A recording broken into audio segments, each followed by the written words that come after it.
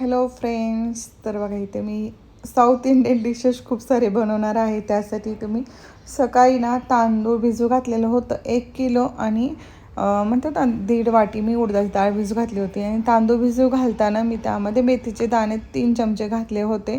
आणि त्यानंतर बघा मस्तपैकी आता रात्रीचे वाजले आहेत 11 बघा. हे सगळं मी मिक्सरमधून बारीक करून घेते. आणि शक्यतो बघा हे जो का आपला डब्बा असतो बघा, त्यामध्ये आपण ग्रॉसरी म्हणा हे ते ठेवतो ना, त्या डब्यामध्ये शक्यतो तुम्ही ठेवत चला. खूप छान प्रकारे आपलं हे बॅटर छान बनतं. आणि आता कसं पाऊस चालू आहे, थोडं थंड वातावरण आहे, तरीसुद्धा आपण ह्यामध्ये ना अशा पद्धतीने ठेवलं ना खूप छान पद्धतीने होतं. आता मी एवढं का पीठ बनवत असेल, तुम्हाला असं वाटतं असेल की पण काय सांगू तुम्हाला की माझं गव्हाचं पीठ संपलेलं आहे. आणि मुलांना टिफिनला द्यायचं म्हणलं तर आपण भाकरी तर देऊ शकत नाही. तसंही मुलं माझी पिठलं केलं तर भाकरी खातात, अदरवाईज ना असं त्यांना चपातीच लागते डब्याला, नाही तर पराठा वगैरे. आणि मग मी म्हटलं जाऊ दे साऊथ इंडियन डिशेस. आता आज आहे शुक्रवार, नाही गुरुवार आहे आज. आणि नंतर नाही सॉरी शुक्रवारच आहे आज.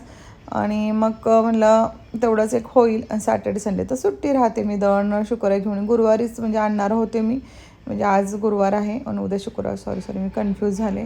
तर म्हणलं की गुरुवारी लाईट नसते, म्हणजे लाईट असते पण जिथे गिरणी आहे ना तिथे लाईट नसते, त्यामुळे ते गुरुवारी बंदच राहते गिरणीचं.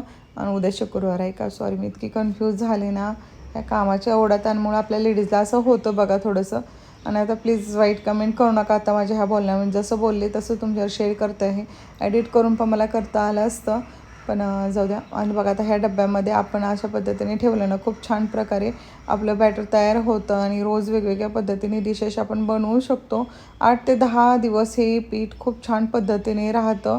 आणि करच आपल्या मुलांना उत्तप्पा म्हणा, डोसा, इडली, हे काही जे काही साऊथ इंडियन डिशेस आहेत ना ते करून मुलांना दिलं ना खूप छान. आणि आता थंड वातावरण गरम गरम खायला मुलांना दिलं ना छान वाटतं.